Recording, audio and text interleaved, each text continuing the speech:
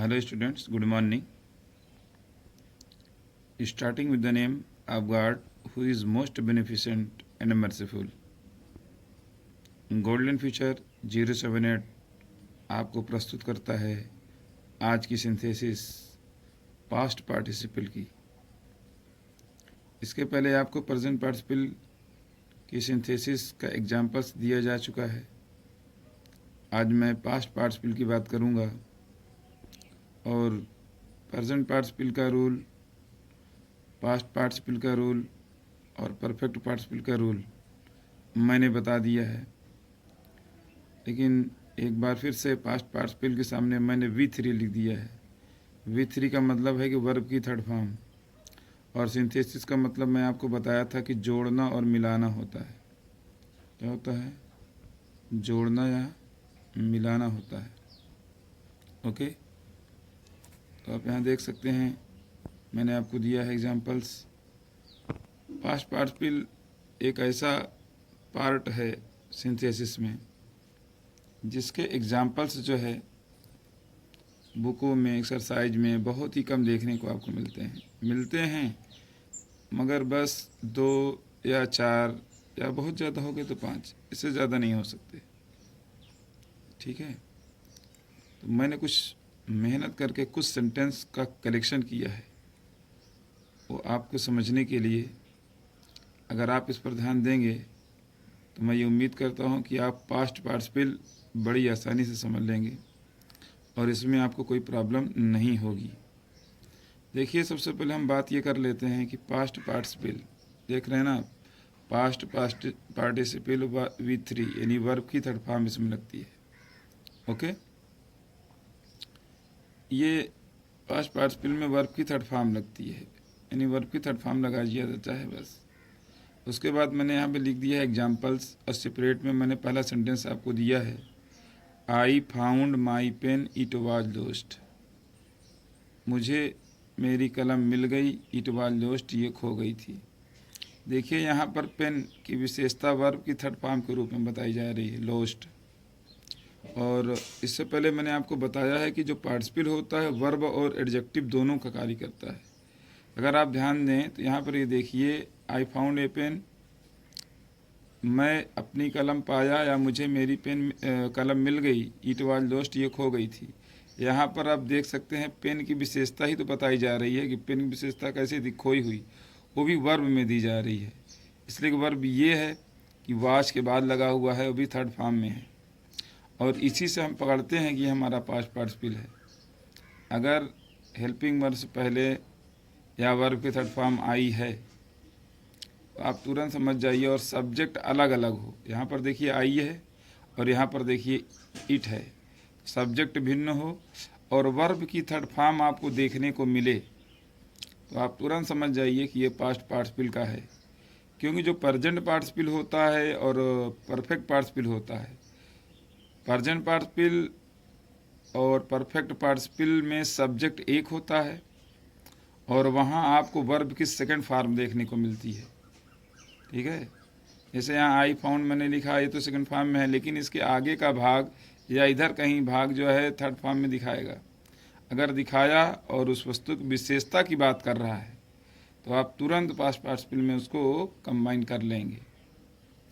और कभी कभी परफेक्ट पार्टिसिपल में जो है वो बाई करके जो पैसिव में दिखाता है तो वहाँ भी थर्ड फॉर्म आ सकता है, लेकिन वो और सब्जेक्ट एक होगा, मगर उनका सब्जेक्ट होगा एक। ठीक है, तो उससे पकड़ में आ जाएगा कि वो परफेक्ट का है। और सब्जेक्ट भिन्न हो और वर्ब की थर्ड फॉर्म शो हो रही हो तो आपको मैं पकड़ बता रहा हूँ आज से, अभी तक आपको किसी ने इतनी बड़ी पकड़ पास्ट पार्टिसिपल की बताया नहीं होगा, तो मैं पूरा चैलेंज के साथ कहता हूँ कि वो आपका पास्ट पार्टिसिपल है। सब्जेक्ट अलग हो और वर्ब की थर्ड फॉर्म दी गई हो तो पास्ट पार्टिसिपल ही होता है। ओके, तो देखिए मैंने इसको कंबाइन किया है। आई फाउंड माई पेन कैसी थी, लॉस्ट थी ना, तो पेन से पहले हमने लॉस्ट कर दिया और लॉस्ट पेन लिख दिया। I found my lost pen, यानी इसकी हिंदी ये हो गई कि मुझे मेरी खोई हुई कलम मिल गई। ये कह रहे हैं कि मुझे मेरी कलम मिल गई, ये खो गई थी। और जब हम कंबाइन किए तो हमने कहा कि I found my lost pen, मुझे मेरी खोई हुई कलम मिल गई। ओके, स्टूडेंट्स कैसा है, समझ में आ रहा है ना? बिल्कुल समझ में आएगा। आप ध्यान से देखेंगे तो इसमें थोड़ी ही मतलब पॉइंट की बात होती है जिसे बच्चे तो नहीं समझ पाते, और यहाँ तक कि कुछ टीचर्स भी उसको पॉइंट को बताते नहीं हैं, या हो सकता है उन्हें ही ना नॉलेज हो इसके बारे में। तो मैं आपको एक एक पॉइंट की बात बताऊंगा और हर एक चीज़ आपके माइंड में बिल्कुल इंटर कर दूंगा, लेकिन सिर्फ कंडीशन है कि आप ध्यान बिल्कुल लगाए रहें।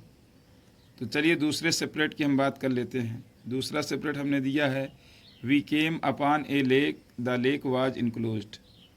हम एक झील के पास आए, झील जो है घिरा हुआ था, ठीक है।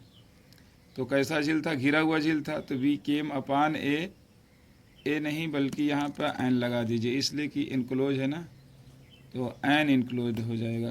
क्या हो जाएगा? एन, क्योंकि इस स्टार्ट है ना यहाँ पर, एन। चलिए यहीं लिख देते हैं एन, ओके। इसलिए यहाँ पर इट वाज इनक्लोज्ड, और यहाँ ए लेक आ गया है तो एन आएगा वहाँ पर। क्या आएगा? We came upon an enclosed lake, okay, ठीक। अब आइए हम तीसरे सेपरेट की बात करते हैं। तीसरा सेपरेट मैंने आपको ये दिया है, the time is lost it will never come, यानी समय खो गया, ये कभी वापस नहीं आएगा। तो जो समय खो जाता कभी वापस आता है क्या? नहीं आता है ना। ये देखिए मैंने इसकी कंबाइंड किया है, द लॉस्ट टाइम, मतलब समय कैसा है। यहाँ देखिए इज के बाद लॉस्ट आया हुआ है। अगर ये अभी इज ना आया होता, अभी इज ना आया होता, तो ये हमारा जो है थर्ड फॉर्म ना होता। इज आने की वजह से, क्योंकि लॉस लॉस्ट सेम ही होता है, लॉस्ट लॉस्ट, लेकिन हेल्पिंग वर्ब आ जाने की वजह से ये हमारा पास्ट पार्टिसिपल में आ गया, ओके। और देखिए सब्जेक्ट भी अलग है, ठीक है। और यहाँ पर देखिए बात करते हैं, द लॉस्ट टाइम, खोया हुआ अवसर, विल नेवर कम, कभी वापस नहीं आएगा। खोया हुआ अवसर कभी वापस नहीं आएगा, ठीक है। और उसके बाद फिर बात करते हैं चौथे सेपरेट की। चौथा सेपरेट हमने आपको दिया, I had a coat it was tattered, मेरे पास एक कोट था ये फटा हुआ था। तो I had a tattered coat, मतलब यहाँ पे कोट की विशेषता बताई जा रही है ना, एडजेक्टिव, कि कोट कैसा था? टैटर्ड, वो भी वर्ब की थर्ड फॉर्म के रूप में। यहाँ पे वर्ब की थर्ड फॉर्म के रूप में ही होना चाहिए, तभी वो पास्ट पार्टिसिपल होगा, ठीक है। और उस वर्ब की थर्ड फॉर्म को उस नाउन से पहले रख देते हैं। जैसे कोट था यहाँ पर, तो कोट से पहले हमने टैटर्ड कर दिया, ये हो गया I had a tattered coat, okay दोस्त, ठीक है। आइए फिर हम बात करते हैं पांचवें सेपरेट की। पांचवें सेपरेट में हमने आपको दिया है, पूजा सा ए हट इट वाज बर्नट, पूजा ने एक झोपड़ी देखी, इट वाज बर्नट, ये जल गई थी या जली हुई थी। तो यहाँ पे देखिए वाज के बाद बर्नट आ रहा है ना, ठीक है, तो थर्ड फॉर्म है। और पूजा अलग सब्जेक्ट है, ईट अलग सब्जेक्ट है, ठीक। तो यहाँ पर ये होगा, पूजा सा ए बर्नट हट, पूजा ने एक जली हुई झोपड़ी देखा। यहाँ देखिए बर्नट हमने लिखा है, वो भी हट से पहले, ये थर्ड फॉर्म है, इस थर्ड फॉर्म को हट से पहले हमने लगा दिया। तो पूजा सा ए बर्नट हट, पूजा ने एक जली हुई झोपड़ी देखी, ओके। अब उसके बाद हम आपको बताते हैं 6 नंबर सेपरेट हमने आपको क्या दिया है। 6 नंबर पे, 6 नंबर पे हमने आपको दिया है, a soldier was asking for water, एक सैनिक पानी मांग रहा था। ही वाज वाउंडेड, वह घायल था।